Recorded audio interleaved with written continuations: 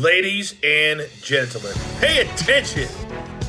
This is your boy, the coach from the WWE. I would like to welcome you to the very first wrestling podcast in the world to take you on a weekly deep dive into classic matches along with legends of the squared circle. Enjoy the discussion. Enjoy the back and forth. There's so much to get into. Ladies and gentlemen, this is the Payoff. All right, Jeff, it is the Canadian Stampede. We are in Calgary, and the Hart family is coming home. This is Tom. I'm with Jeff. This is the Payoff. Jeff, how the hell are you doing, my friend? This is great, man. Not just Canadian Stampede, but in your house Canadian Stampede. You and I, big fan. Everything in your house, of course. This taking place, after the most recent NXT takeover in your house, whatever it is. And so, exciting. I'm looking forward to just good stuff. Yeah, well, this hits on our theme of summer matches, but then it also hits on this in your house resurgence, which. Who the hell ever thought that, we'd get in your house back? I'm excited to talk about in your house throughout this show as well. Man, this is a really fun one. So quickly, as always, thank you for supporting the Payoff. Couldn't do it without you. Best thing you can do is like and retweet our stuff on Instagram, Facebook, and Twitter. On all three, we're at Payoff Pod. That's at Payoff Pod. Let us know what you think. Tell us what matches you want to hear. Tag what guests you want us to get onto the show. And again, that really helps us, and we certainly appreciate it. Jeff, any other housekeeping for our loyal listeners? Yeah, it's we try and cut it back a little bit here, but reminding everybody as well too that we give you that deep dive into a match every Monday, and of course those three parts: the build, the payoff, the aftermath. We bring them to you. You love them. We know how it goes. So we got a lot of reviews and write-ups on this one, and so we've got some good stuff there. A little bit of the aftermath, our scores. I'm interested to hear what our scores are. I haven't watched the match in full, so hopefully we got some good stuff that comes from that, but just all around good stuff. So I'll kick it to you first, buddy. How come you wanted to talk about this one? Man, this whole Hart family, heels in the U.S., baby faces in Canada, it was just great shit. I mean, it was so good. The boos that, Brett would get in Detroit and Pittsburgh and all over the country, my God, I mean, hated him. But then they were these massive baby faces, 10 miles north of Detroit Right. and really all over the world. And it's so funny. And I think Bruce Pritchard is, pointed this out on his podcast, but, people in the U.S. don't dislike Canada. It's not, this isn't like, this foreign country that we're in war with and we have all these like philosophical differences with. It's Canada.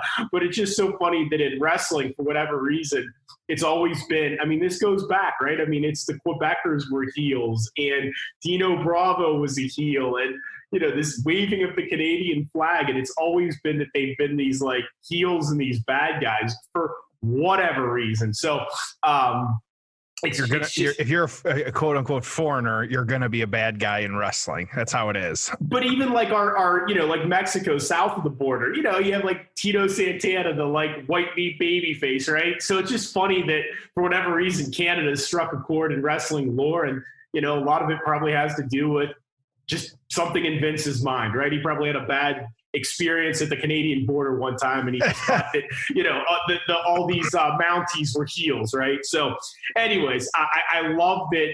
This angle was so over, and dude, we'll talk more about this, but this is in a lot of ways what put Stone Cold on the map and made Stone Cold take off and really get into this Bret Hart feud and Austin 316's red hot. And man, so that's interesting. And this match, it's one of the, maybe not technically one of the best matches ever, but when you factor in the crowd, the atmosphere, all the real life stuff, the Hart family there, there's just so much about this. It's awesome. So I'm excited to cover this. And I'd say that, it maybe gets lost in the shuffle in terms of great matches, if you will, because again, it wasn't a technical 8-star classic. It was more of the atmosphere and everything else surrounding it. But man, what a great match. And historically, the family, I don't know if they were ever all together like this ever again.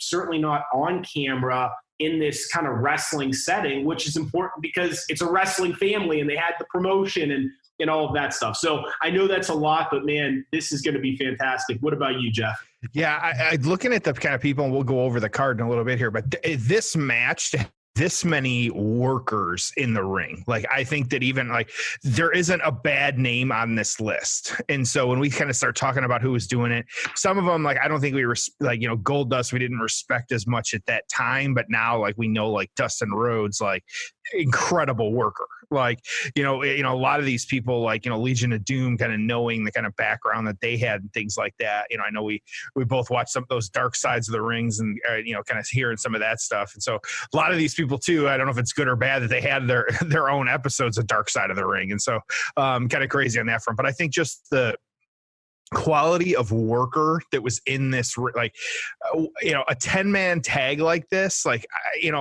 would we respect it as much nowadays? Like, I don't know, like, but something like this to have a huge stable like we did going against these guys, like, I'm excited just to get into it and kind of, see what we got here, because I'm excited. Well, then let's get into the build. Oh, it's time for the build. So here we are, WWF Canadian Stampede. It's Jeff, it's In Your House 16. Did you realize there were that many in your houses? No, now that you're saying that, no. Yeah, I don't know. You think In Your House, you're like, oh, would they have like 5 or 6 of those things? And then you forget, some of them were like In Your House Canadian Stampede, In Your House Hell in the Cell, In Your House, but actually In Your House Hell in the Cell is Bad Blood. But, they have these different themes. But the actual In Your House thing, there were, I don't know, I think it was over 20 of them. But, this is 16. This is the last year this is the last year they had 97, and then they switched. But, again, there were a lot of these things, and we've gone through the cards before, but they had some really good matches. And, we'll talk about that's the other thing I want to talk about during the match is, this kind of 2-hour card versus 3-hour card. So July 6, 1997. Okay. So pretty cool. It was the 4th of July weekend. So people may have had off. And then Sunday, July 6th is the pay-per-view, which of course was in conjunction with, the big stampede that took place in Calgary. So just a lot going on there. It's at the Canadian Airlines Saddle Dome, which I don't know if at the time it was Canadian Airlines, but I just remember it being called the Saddle Dome, right? So 12,000 in attendance, one of those buildings where you could have a big crowd, but man, they're on top of each other. My guess is there probably weren't a lot of luxury boxes inside the Saddle Dome, which means that the fans were just on top of each other. So again, this is one of those 2-hour pay-per-views. We can discuss the merits of, is that better? Is it worse? What you thought. Kind of fun dark match. We had the Godwins, Hog and Pig, Henry O. Godwin and Phineas I. Godwin, defeating the new Blackjacks of Blackjack, Bradshaw, and Wyndham. So kind of a fun match. Match to start the card. Yeah, pay-per-view starts out. Triple H, Hunter Hearst Helmsley at the time. He's already paired with China by this point. Him and Mankind go to a double count out. So, it's interesting that Triple H Mankind feud, they did some matches back at this time, and they do a cage match as well. And then obviously at the end of Mick's career, they had some great memorable matches as well. Jeff, did you watch the documentary series, whatever you want to call it, on the network about Triple H and Mankind? I have not. No. Go find it. And for those of you listening that haven't seen it as well, go watch it. Really good. For whatever reason, and I can't remember the name of it, but they've got these, I don't know if they profile matches or feuds or what they call it, but it's a series on the network, and they've done different ones. I've never really seen it promoted on like Raw and SmackDown. They don't make a big fuss of them. They just kind of haphazardly release them, but they're really good. And so this one was it really centered around Triple H and Mick Foley. I talked a lot about their Royal Rumble and then their final Hell in the Cell match and the backstory of that and how, when Foley was, wanting to retire, should have retired. Really, really good stuff. They had Triple H, they had Steph, they had Foley. Some stuff that I didn't remember or know. But man, what a great feud that was. And you have to remember at that time, that really put Triple H on the map. That Rumble match he had against Foley, then defeating him at the Hell in a Cell, then he retains at WrestleMania 2000 in that 4-way match. So that was like, hey, Triple H is our top heel. He's a really, really big star. And that's when Austin was out as well. So really interesting stuff. But again, they had this match here. They had that also that memorable match in the Garden where Foley came out as Cactus Jack. So great stuff, but make sure to go back and watch that. The great Sasuke defeating Taka Michinoku, 10-minute match. Then we had the WWF champion, The Undertaker. Okay, this is coming off WrestleMania 13 when he defeated Sid. He would defeat Vader. Vader was accompanied by Paul Bearer. So, I got to tell you, man, I would have loved to have seen Vader in his prime in the WWF. Could you imagine Vader in his prime against The Undertaker, against Shawn Michaels, and really all the talent that they had there? I mean, even a younger Steve Austin. Give me him against Bret Hart. But, we got this beat up version of Vader, not his fault. The guy just, 200 matches a year. Yeah. Oh, and getting the shit kicked out of him. And he was just rough. And a lot of that was in Japan. And he was flying around. I mean, he wasn't some big man working some slow style. He was bouncing around the ring. So, I have not seen, and Jeff, that's one we're going to have to add to our list is a really good old Vader match because I haven't seen a lot of that. I mean, I vaguely remember some of his WCW stuff, but again, I'd love to see a match where we could see him in his prime.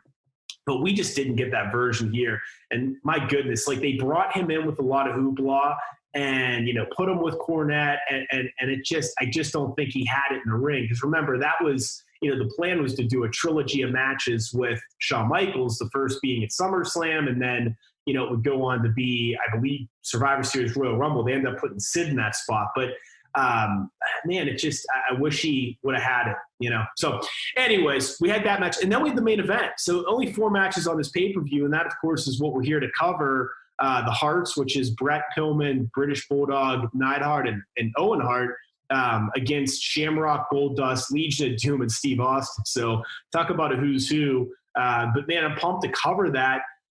Just a couple other things going on before I turn it over to you to talk storyline stuff. It was interesting. The night after this, Nitro had, some ECW guys on. It's funny because, the whole thing was the WWF and ECW had this huge relationship. But remember, WCW was signing guys. I mean, they had Raven, Stevie Richards. They're getting these guys from ECW. Later on, they get Sandman and a whole bunch of other people. So it was just interesting that, I always find it fascinating. I'd love for Paul Heyman or Vince McMahon or both to elaborate more on what actually happened with the ECW, WWF stuff because, it was weird. They kind of had a working relationship. Vince was throwing the money, but then there were still guys going to WCW instead that were jumping ship. So interesting there. As I was going through some of the old PW torches, there was an interview with Scott Hall and Kevin Nash. And again, keep in mind, this is, 97. What's funny, man, is those guys do a lot of interviews, and I feel like they say the same thing during every interview. It's the same shit that you hear from them now. Oh, we had the favored nations clause, and this is why we left. And I don't know. I mean, some guys, it's have you heard Taker on some of these recent podcasts, like Bill Simmons? Oh, yeah. Okay, it's awesome, right? Because you've never heard The Undertaker just talk like a normal human being. Then there's guys like Scott Hall and Kevin Nash where, I've heard them say the same shit 100 times, and there's just some guys out there that, I don't blame him for wanting to be out there in the public eye, but it's what new is Kevin Nash going to say at this point that I haven't heard him say 200 times? He was saying the same stuff in 97. It's 23 years ago. And they've done a million interviews. I think that's why The Undertaker, that documentary is so good because we haven't ever seen that type of stuff from him. So let me ask you this. What do you enjoy more, the Michael Jordan documentary or the Undertaker documentary? If I had to pick, probably the Jordan one. But they're both really good, right? Like, I mean, you can make an argument for both. That's why I was like, obviously, like, I have a lot of friends that make fun of me for how much wrestling I watch. I'm like, dude, Taker doc, it's as good or not better. I've gotten a few guys to watch it that don't normally watch, wrestling, or they have the network type thing, but they're not watching regularly. And like, man, this is really good shit. And I'm like, dude, I told you. My one buddy was watching with his wife recently, and he's like, she loved it. I'm like, yeah, man, it's really, really good. Anyone can watch it. I think the Taker doc is as good or maybe even better than the Jordan one. That's how much I like it. I'm not saying that as a wrestling fan. I'm just saying it like as a fan of interesting stuff. I think that both of those, the Jordan and the Taker, are better than Dark Side of the Ring. Yeah, Dark Side of the Ring. We'll talk. I want to talk more about it. I think it's good. I think it's good TV. It's better than flipping channels, right? We're getting huge ratings from. Oh, I know. It's really good, but it's at the same time, like, this entire season, I don't feel like, man, I learned a lot. I think the Benoit episode I did. I thought the UWF stuff was crazy, but some of it, like the Road Warriors, like, yeah, I kind of knew all this. So, anyways, that's really it. So, huge crowd, ton of merch, huge gate. People went nuts for this, man. This was like a holiday in Calgary. So, how did we get here from a storyline standpoint? Yeah, so I'm going to go way back on this one. And of course, like this event, taking place really summer 1997. It was July 1997. But I have to take us all the way back to the original Hart Foundation. It was them splitting after WrestleMania 7. So you had the Hart Foundation, which was Bret and Jim Neidhart, kind of going their separate ways, getting into singles competition, doing their own thing. Obviously, Bret, both of them had success, but you had Bret after this point, which, match we've got lined up for future, Mr. Perfect, the Intercontinental SummerSlam 1991, just an incredible match, great match, one that you and I both have wanted to talk about for a while. I think this summer is the summer. This summer's of course. And so, kind of doing that, but then him also going on winning the World Heavyweight Championship when he beat Ric Flair. That was in Canada. So a big piece of that there. You actually did have, though, the Jim Neidhart, even though they kind of split and kind of went their own way, him forming a new tag team. It was the New Foundation. It was with Owen. And so part of this, too, is you got to remember, like, they are like the Canadian Sons. Like, it was a big part of who they were. Everybody knew that. Like, it's one of those, like, kind of like the hometown pop. Like, they would literally like the country pop. Like, they would, like, you couldn't do no wrong. Like, no matter what they were doing, whether face, heel, any of that stuff. So that was back, 1991. They kind of existed. They were there in that kind of time frame, and they kind of had that. So what you had, though, was you had in 1997, the year obviously of this event taking place, you had them reforming. And as we kind of said in the opening here, it was the Pro Canada and like really British, because of the British Bulldogs were as well too. And then the anti-American. You had all these guys here, though. And so part of it, though, was you had WrestleMania 13, which was that March of that year. Bret beat Stone Cold in, of course, the classic submission match. That was the match of the year, 1997. From that, though, you had kind of the turns of Austin becoming the fan favorite and Bret becoming the villain. And we've talked about that match a lot, obviously, and we have that where, you had your very clear cut face heel. And like you said, really like the Stone Cold persona shining through, kind of being that kind of antithesis to, what people wanted, but just, he was going to get the cheers, whatever it was. So, but after that event, though, and kind of having that, you had Bret reuniting with Jim Hart, Owen Hart, Bulldog, and it was actually Brian Pillman as well, too, and they formed the new Hart Foundation. Pretty much everything they did. And I still vividly remember to this day them walking out to the ring with the Canadian flag and kind of planting it, in the middle of the ring. And it was always kind of there. And so I remember that just being a huge part of their stable of how, and of course we know, like, just, that we don't have the exact numbers, but how many events take place here in the U.S. or continental U.S. versus, going up to Canada or different places, especially back then, like that wasn't happening. And so, you didn't have as much of the European type stuff, or it was very one-off. Like it just wasn't happening as much. But the biggest piece of this was this Hart Foundation, and that was their part of their gimmick was like just degrading the U.S., all of its people, all this other stuff. I mean, it worked. You can't say it didn't. There's sometimes when they kind of go that angle, it doesn't always work. But they kind of had it on this one where it was absolutely just fantastic. And so that was how they would always get that reaction of just like bringing the flag out, kind of making the name for themselves as this new foundation, doing it that way. So you really had to, because of how this all kind of, played out, all this different stuff, you had a lot of people, like we said, that were involved in this one. Because of where this took place, really the kind of event was really built around the Hart Foundation, even though that they were the heels in this instance. Some of the players, you had different feuds coming into this because of like just individuals and things like that. And so over the years, that year, they would feud with, Stone Cold, Shawn Michaels, Psycho Sid, the Patriot makes, sense there, the Legion of Doom. So some of these guys, they would have like, just kind of tag matches or singles matches, which is why some of these people were in the ring. But then you also had like, some kind of future storylines that were set up with this one as well too, which we'll get to a little bit in the aftermath, kind of what was happening there.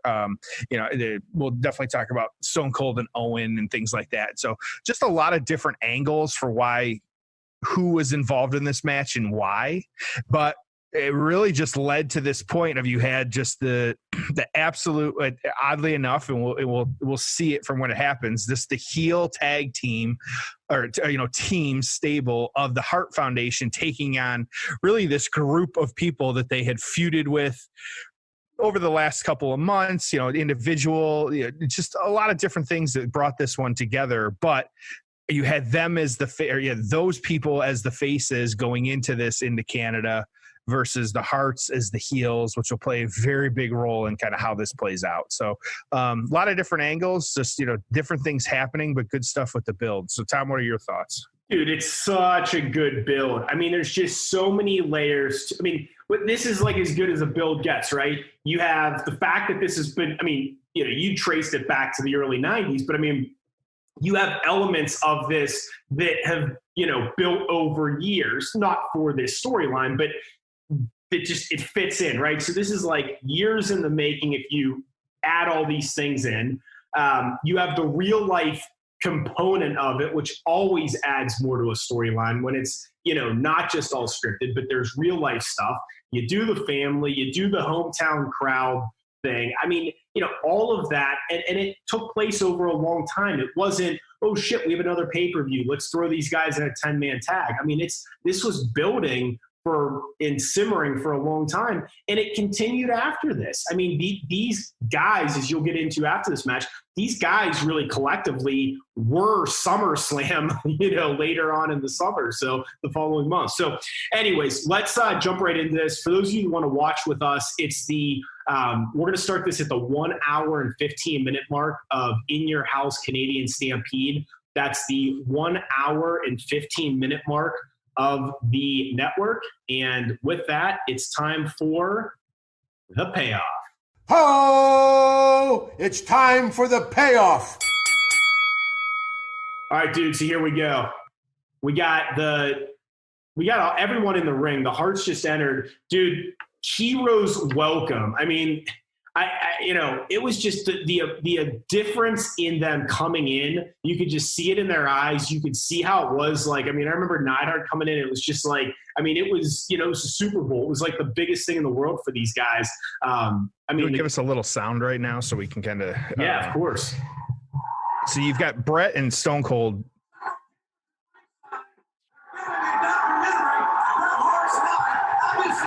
No, that was interesting. You hear what JR just said? I missed it. Yeah. Oh, he's like, and there's some cameras here ringside filming a documentary about Brett's life. That would be obviously the screw job documentary. Yeah, eventually. Yeah. That's kind of. Yeah, they didn't know that. So starting off, you've got Brett and Stone Cold in the middle of the ring. Everybody else was kind of John, but the two of them really just kind of staring at each other, which was a kind of a good setup. And so, you can't get a hotter start than these two just pummeling each other, right? Just back and forth trading blows. Yeah. And a real hot start. Yeah. And this is one of those. Everyone's standing. Look at them. I mean, everyone's on their feet. I don't even know if they're going to sit during this match. This is one of the extremely hot starter. Right? Brett kicking Stone Cold in the corner. The camera shaking. Oh, yeah. It's one of those old buildings. There's probably nowhere to put the camera that wasn't shaking. The whole building was. Hey, so when I say in your house, what's the first thing you think of? For me, there isn't one kind of individual kind of event or anything like that, but I do like these are just like tight shows. Like that's what I remember these as being, is just like it was, you didn't, back then you didn't have, much more than a 3-4 hour pay-per-view, but you had and all these matches were good.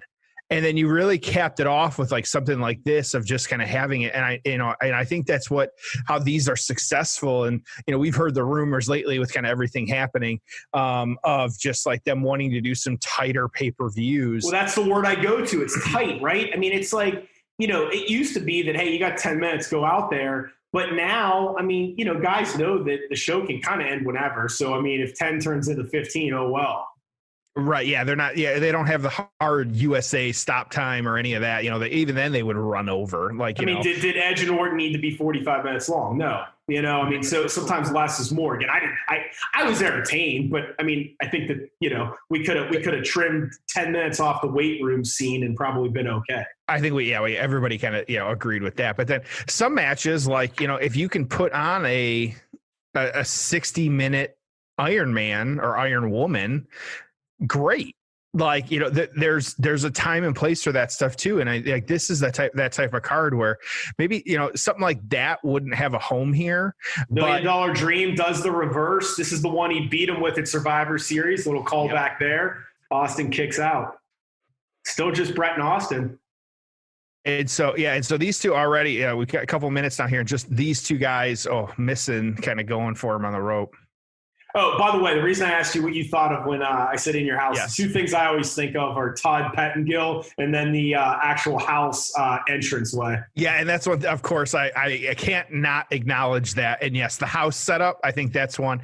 The NXT logo kind of threw it back to that. They used kind of the same colors and stuff like that, which I thought was pretty good.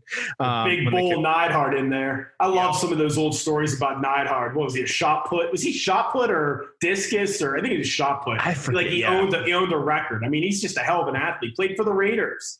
I remember him too because he's a big dude. Like, and I always remember him doing that pull down of the beard, and he'd like twist it. He had that long, thin beard, which was always big boy back then. I mean, I know like at the end of his life, they showed him on like Total Divas a little bit with Natalya. And I mean, he was big then, but kind of was always this similar size.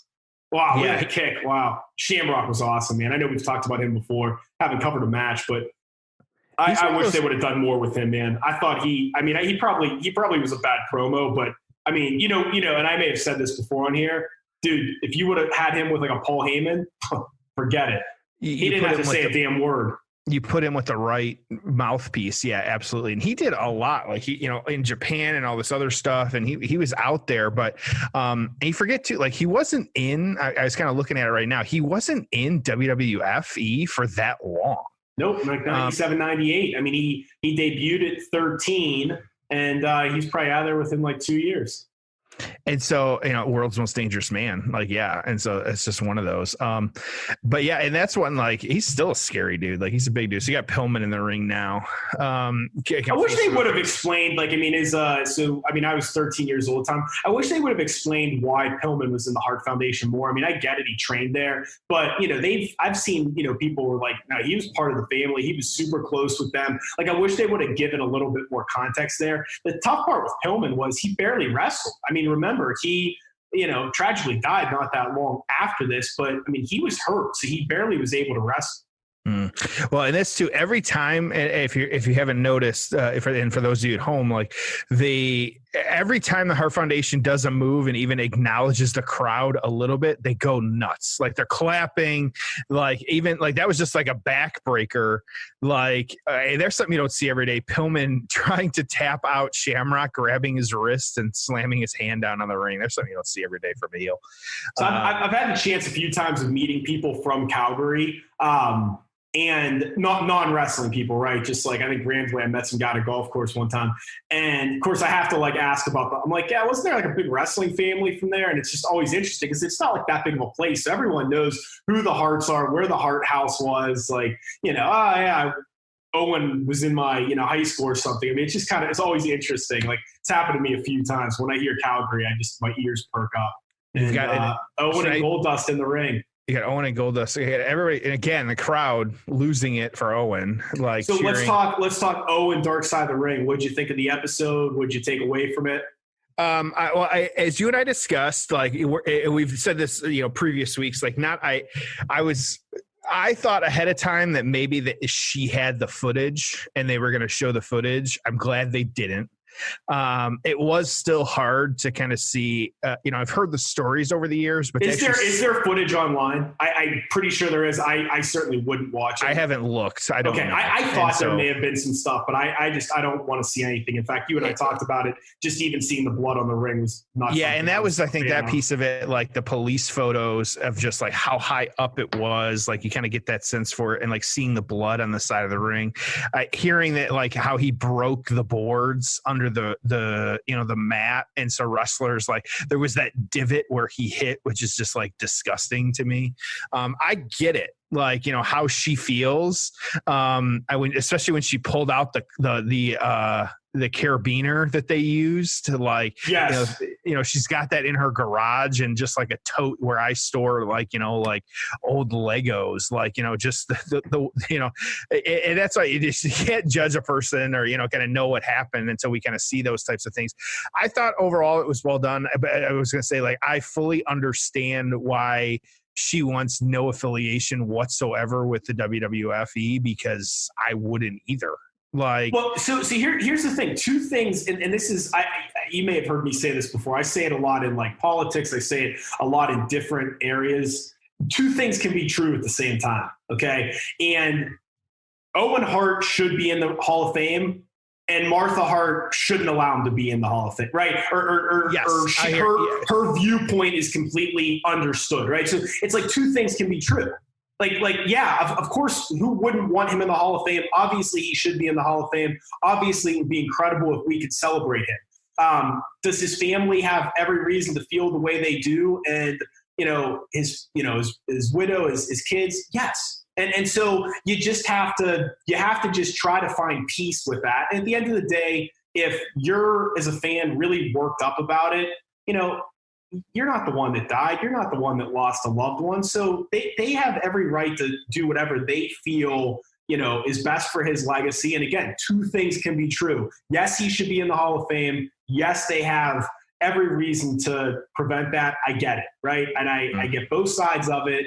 The whole thing just sucks, man. And so there were some really powerful visuals in there above the catwalk, blood on the ring. Really, the carabiner, really, really tough stuff to watch. And, the takeaway for me is, I forgot just how negligent it was. I mean, he probably shouldn't have got up there. They shouldn't have been cheap about it. They shouldn't have had the thing happen in the first place.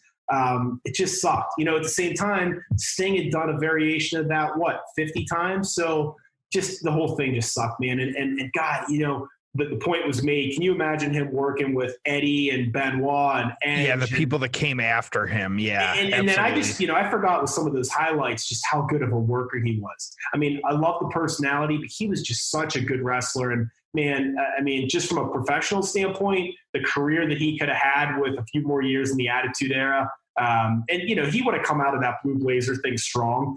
People. I mean, they also put Hulk Hogan in a mask and made him Mr. America, and it was entertaining for what it was. It wasn't the end of his career, So it's like I think they could have gotten out of that Blue Blazer with him being more over and done something really great with it and made him a main eventer. And I believe that if he wouldn't have died, he would have been a world champion. So and there's an ebb and flow to their yeah, I know. And you forget that's exactly right. And how he would have eventually and I get it. Like at that time too, it's hard to, imagine what he because with all them leaving and going to WCW and him having to deal with some of that stuff, I get it. That's gotta be tough. But I at least for me, I have hope that he would have come out on the other side of all of that. Man, those fast kicks. Jesus. I know. I mean, it's animal there. Well, and I kind of switching it to the positive. Well, one, I didn't Godfather was on those a lot. I didn't realize how Godfather was involved in so many of these different angles and matches because he was supposed to be the match against against Owen before, he fell. And then also he was the king of the ring and kind of involved in that. And they interviewed him with so just his. Going nuts for Owen there. He did the kind of a different variation of the drop kick off the top rope, and then he does the kip up. I mean, God, Owen was so good. And you even mentioned Goldust earlier. Yeah. And, dude, just because of that stupid, I don't want to say stupid, it's iconic, but just because of that gimmick and that outfit, you forget what a big son of a bitch he is. And I met him in person, but it wasn't until really AEW where I was like, man, he's a big dude. And a really, Dustin really good Rhodes worker. versus Goldust. Yeah. Yes. Yeah, all right, absolutely. Legion of Doom going for it here. And so that one too. Oh, and they hit it. They hit it on Owen. Doomsday Device on Owen. And here we brawl now. Hart breaks it up. Yeah, and here comes the big brawl. But man, I like that because Taka Michinoku had a match earlier on the card. I appreciate the Taka is God sign, the guy on the camera side. Well, this is one too. So we talked about it. There you go. One of the Hart brothers just tossed a beer at Austin. I bet this ends well. Now he's got the chair. So yes, this is the family kind of attacking Austin, all that stuff. Yeah. Bruce.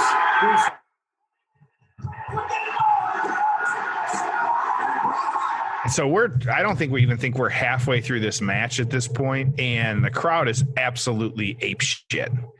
It's just been nonstop action. I mean, it's funny because a 10-man tag, you mentioned this earlier, it can just be such a shit show and thrown together and mean nothing. And then you get a 10-man like this where they just keep coming in and out. You're getting all big moves. It's just one after another. It's been nonstop action. I mean, you have just fantastic workers in the ring. I mean, everyone okay, here's a question for you. Is everyone in here a Hall of Famer?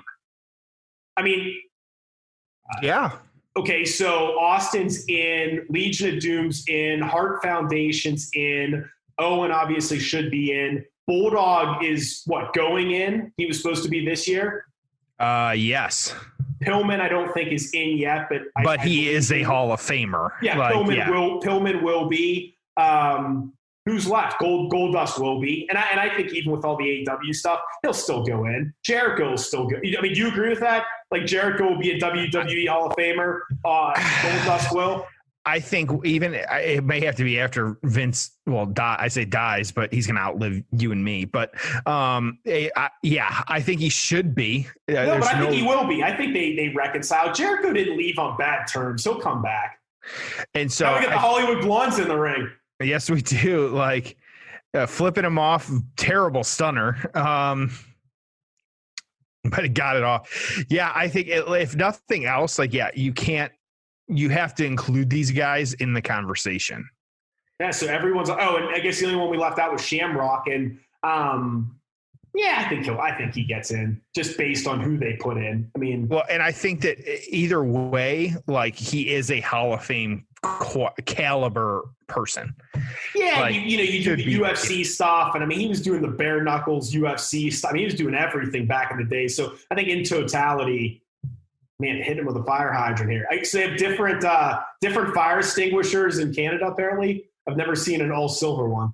See, that's just one of those, or it's one of the industrial ones, whatever it is. The classic now. He invented this. And I think the first time he did this may have been against Austin Survivor Series. I remember the first time I saw that, I'm like, holy shit, man. Figure 4 on the post. That's just one of those moves that, again, like you don't see it anymore. Like why, like, and we always talk about like wrestling repeating itself. Like this is one of those, like, why don't we see more of these types of things? It's the classic, like, like Taker walking the ropes, or like just some of those things, like, that it's been lost to the, to history and time on some of the stuff, which is unfortunate, but yeah. Don't you wish the Hart House was like a museum? Like the city had bought it, and you could like still go in the dungeon and see like the ring they had in the yard and stuff. I just think that would be so cool. I just find that place to be fascinating. Well, and I remember this was that era too, where like they sold that so much. Like it was always the Hart, or the Stu Hart's dungeon. Like, remember they did the Owen Shamrock match in the dungeon. Yes, and so and that's one of those where like you couldn't watch wrestling and not have them talk about it at least once. Was that the first cinematic wrestling match ever? You know what? That's something that we'll have to look into. Well, you had that. You had some empty arena matches. I mean, I'm just talking in terms of matches that could have been stop-start, right? Like they didn't have to be filmed all the way through or whatever. So, I mean, I know they weren't like cinematic, but still it's kind of interesting, right? Like no crowd, like. And that's how, like that, just that type of storytelling, obviously I say the Hardys did it really well. There were some bad ones in there, of course, too. You had that was the House of Horrors, the Bray Orton one. Like that was not good. I don't even remember that. Oh, that was recent. That was at wrestling. That was in front of a crowd though. Yeah. Oh, yeah. No, the House of Horrors one was when remember he burned the house down in the woods. Oh, I don't see. I just remember that happening. I don't remember that though. Okay. Yeah. Don't worry about that one.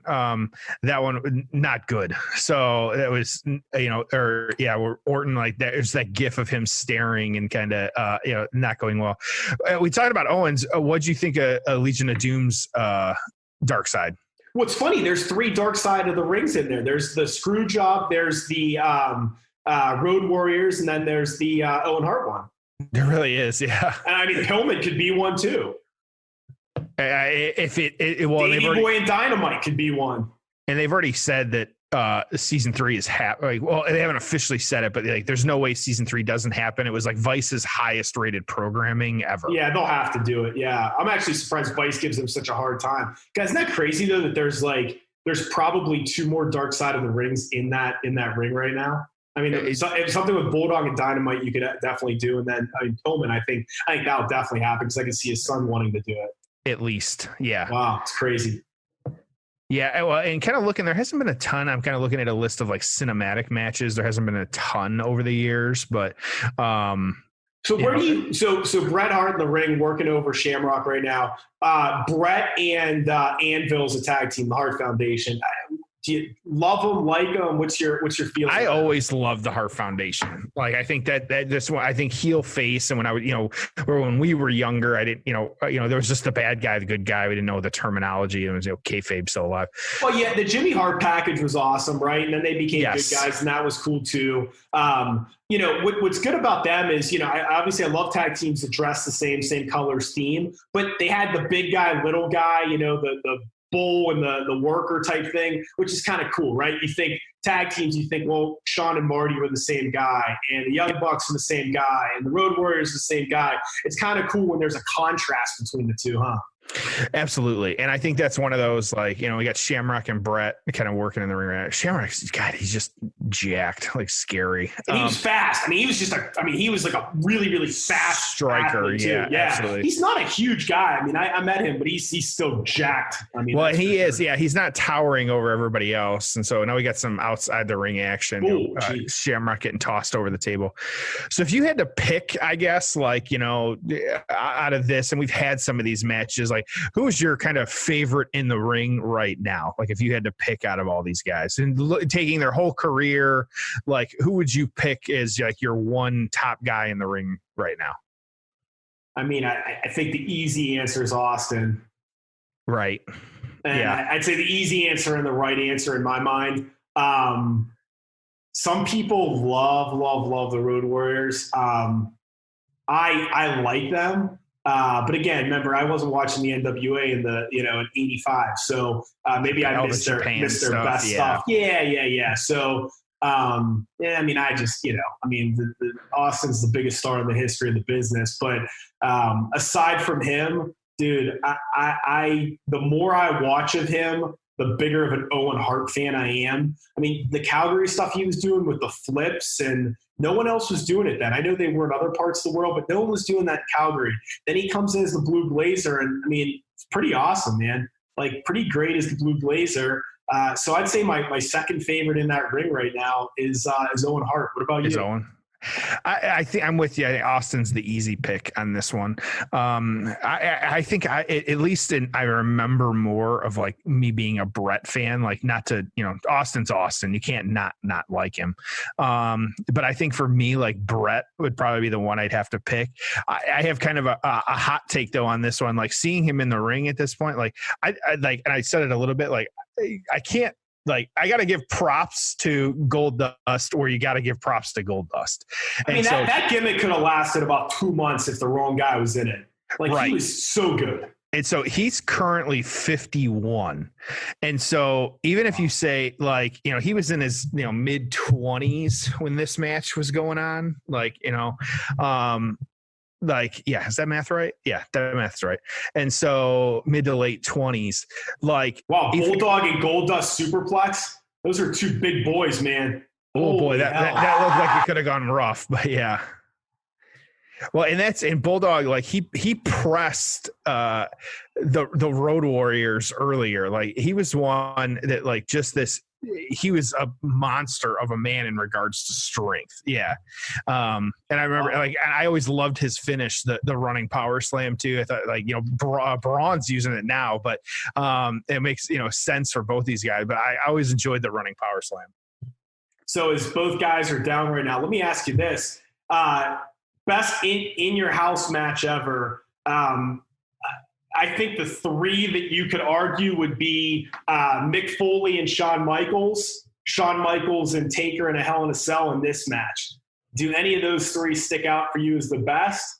I remember Taker Mankind. That was the Buried Alive match. That's a good one too. Yeah. And so I remember that one as being really good. I'm kind of looking at a list of main events at this point. There was a lot of names on here that like this is Stone Cold and Taker had a Buried Alive match. These are some that we can add to our list. Casket great matches. Yeah, casket match. Just to give you a few of them, Goldust Undertaker casket match. I remember this one, or don't remember this one, but Camp Cornette, which was Vader, Owen, and the Bulldog versus the People's Posse, Shawn Michaels, Sid, and Ahmed Johnson. Well, that was supposed to be the Ultimate Warrior, and then Sid had the sub for Warrior because Warrior and Vince got into it. Warrior no-showed. You had Brett, Stone Cold, Undertaker, Vader, and a Four Corners elimination for the. That's a great that one we need to watch. So Bruce was talking about that on his podcast a while ago. I totally forgot about that match. I went back and watched it. It is a great match. That was In Your House 13, Final Four was that one. So, I like, and you see a lot of this. Brett and Bulldog had a really good one-on-one match when Brett was champion as well. I remember that. Looking at some of these kind of matches, you got Shamrock in here a few times, Taker, Michaels, Stone Cold a lot in here as well too. So, a lot of different people. Stone Cold and Dude Love going at it twice in a row. Those were good matches. I remember them. So all of these, are ones that like, and you even had Stone Cold and Vince in a cage match. And so that was actually the last In Your House prior to this NXT one. St. Valentine's Day Massacre. And that was the point where they were giving them a tagline and making them 3 hours, I believe. Yeah, it was, like I said, as they got kind of later and kind of doing that. And that card as well, too. That was a huge card. That was almost 10 matches on that one, too. So why does everyone struggle to put the sharpshooter on? Like Austin was having trouble with it, too. I mean, I've done it 50 times to people. It's not that hard of a move to put on. Well, and I wonder, like, because they talk occasionally of like the wrong leg and all this other stuff. So Yeah. I like just the application. Maybe we are doing it wrong. Like, who knows? But I've always heard that. But yeah, that's one of those. Well, and that's like the Charlotte in the figure eight and trying to lock in the figure eight. I'm wondering if that was part of it's like the unwritten code of like you have to struggle if you're not Brett or something like that. I think they just really do struggle. Yeah, see, it's just it's weird, but you figure it's one. Yeah, like how many times have you done it in your living room? Again, and grabbing Stu Hart now. So Austin fighting the Hart family at ringside now. Just absolute chaos.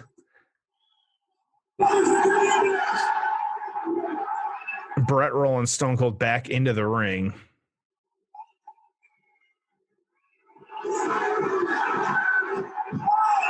And then the quick roll up while Austin is distracted from Owen. Place goes nuts. So match is over. They're still fighting. Got another Hart that just flipped over the guardrail. They're lucky this didn't turn into a damn riot. So the match is over. Owen wins. We got to watch out. We got to watch what ensues after this. Got all 10 guys in the ring pretty much. Just referee's brawling. coming out to stop it. Now there's a Hart coming in. Bruce. Is that IRS? Oh, no, it's the security. Yep. Police and security now in the ring. All the security guys in Canada look like IRS. That was an honest mistake. Sorry, and security that could be the Mounties. I don't want to, don't want to offend anybody here. So that's Bruce working over.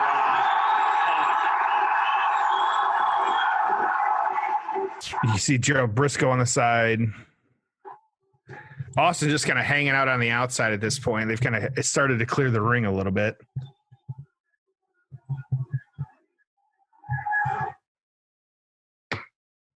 You don't see this a whole lot anymore either. That's another one. Like this kind of ring filling, like, multiple referees trying to break everything up. Like it's just one of those things. Like, again, like I think I've said it repeatedly, trying to get, the stables and do more of that stuff and factions. You just don't see it. And them like trying to break it up right now. It's just not something that happens. Well, and I'll say one more thing before we jump into the aftermath. But I mean, that's the thing about these stables is, Brian Pillman's better with these other four guys. Jim Neidhart's better with these four guys.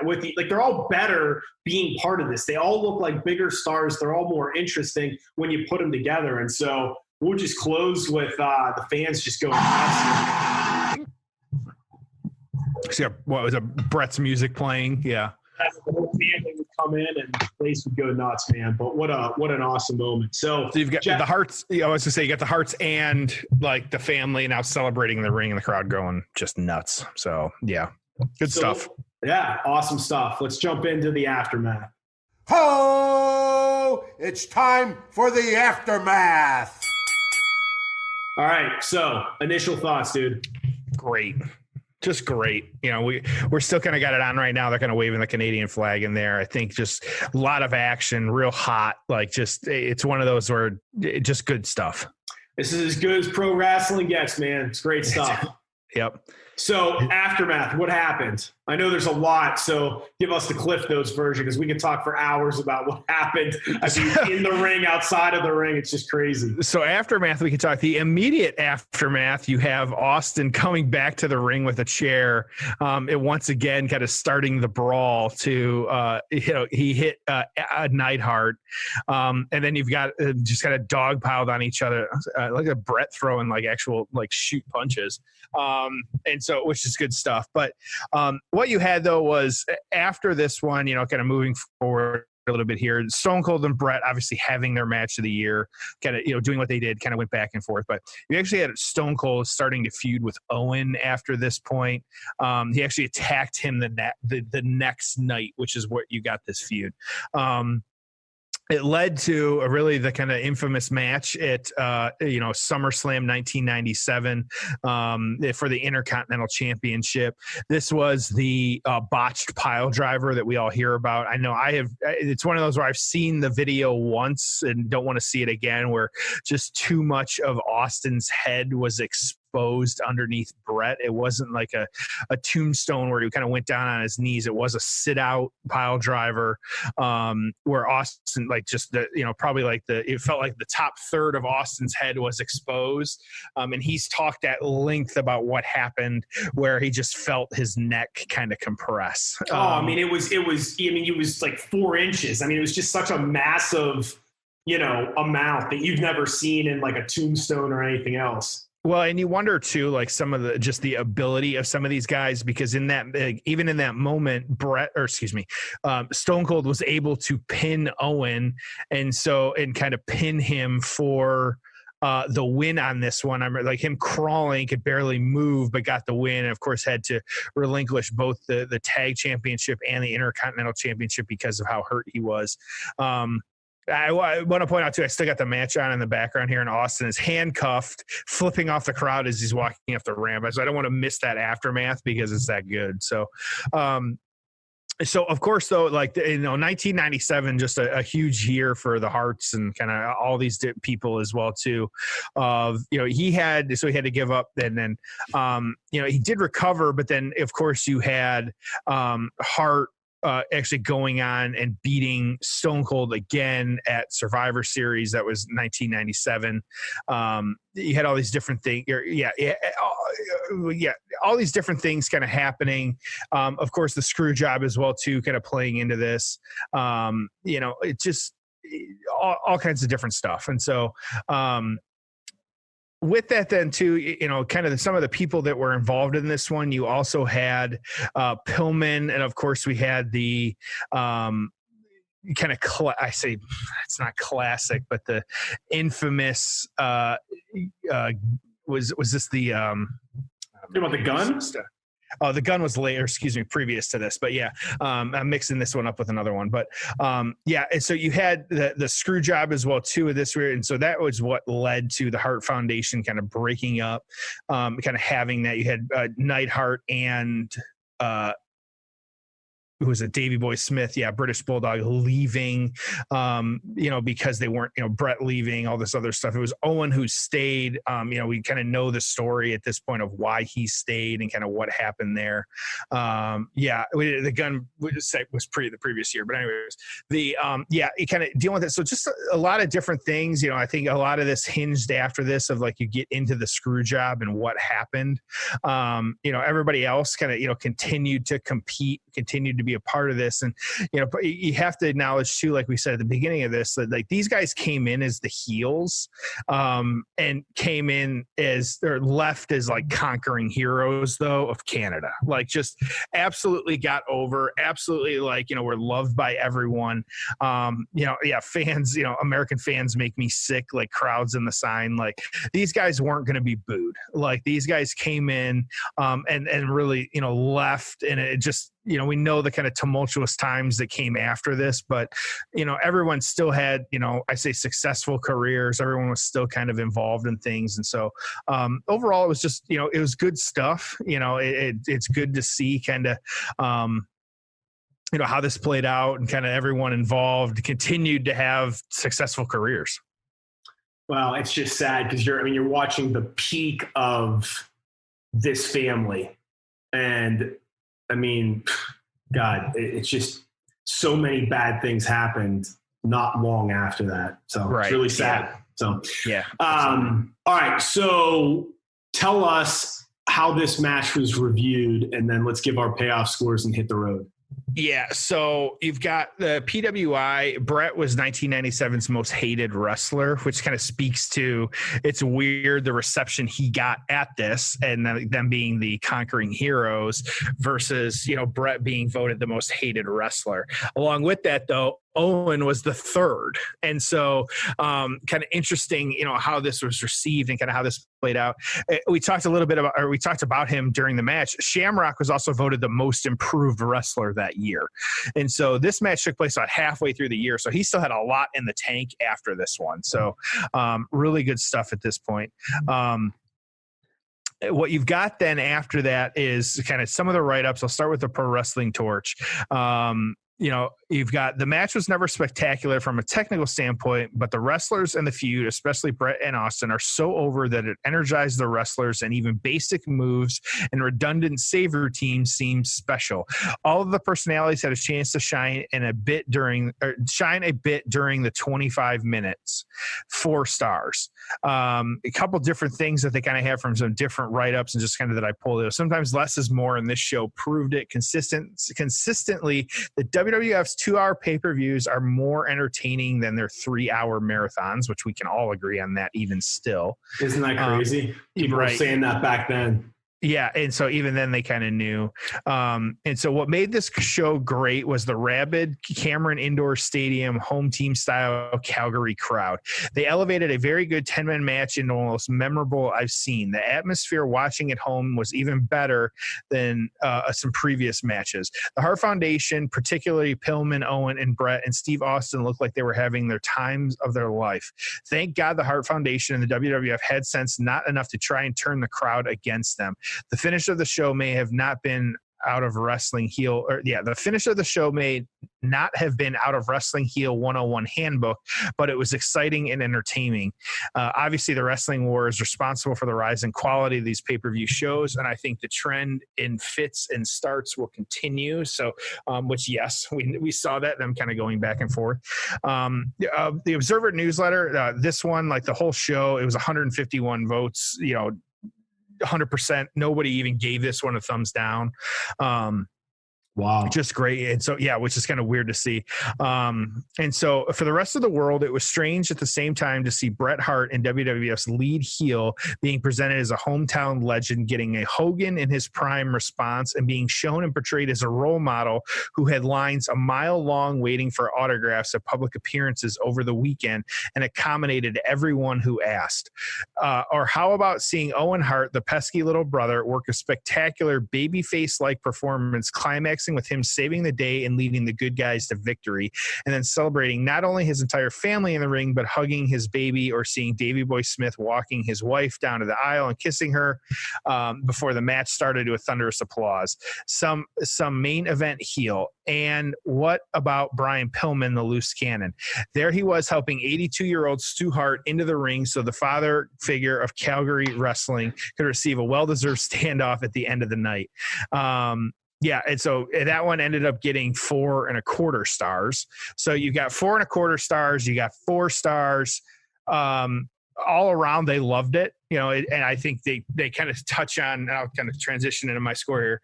I think that they touched on a lot of the thoughts I had as well too, and kind of what they did. I'm going to give this one an 8.5. I think that, like you said, just how it was portrayed, the people in the ring, like everything happening. I think it's hard to. It was just great. Like there's no way to kind of look at it and not enjoy it. And, especially knowing this, like we said, like knowing the story, the build, all these different things that were happening. Like, yeah, I can't any lower than that. I feel like would be a disservice. Everything that you read in those reviews is dead on. I'm giving this a 9. The only thing that I think could have made it better is a little bit more brawling, maybe, a table spot through the announcer table. Like, I think there could have just been, the actual wrestling of the match was solid, but it wasn't like off the charts. And I think that maybe if there was a little bit more intensity of, again, a really good table spot or a little bit of brawling up the rampway into the crowd type stuff, that's the only thing that would have made this better, is just in-ring intensity. But that being said, I got this as a 9. Again, the build, the real life stuff, the storyline stuff is out of this world. It took years to get to this point. It's the hometown. It's the peak for this family. Just incredible stuff. So that's all I have, man. Close us out. Yeah, same here. Just, good stuff all around. This is a fun one. It's one that, you kind of always remember as kind of happening, but the kind of details of it and how we got there, of course, with time, just kind of hazy. And so I was glad we revisited this one because this was a really fun match to kind of watch and kind of enjoy. So, and of course, as always, like we started the show, subscribe to the show, make sure to leave those positive reviews, spread the word about the show. We enjoy bringing this to you every week. We're coming up on an anniversary for ourselves, a year, 50th episode, all this different stuff. So we've got some exciting things in the pipeline I know that we're going to bring to everybody. So make sure you're following us at Payoff Pod, all that social media. We're going to keep bringing you all that content. So Tom, what do you got to take us home on this one? Nothing, man. I think this podcast is the best there is, the best there was, and the best there ever will be. Thank you as always for joining us on The Payoff.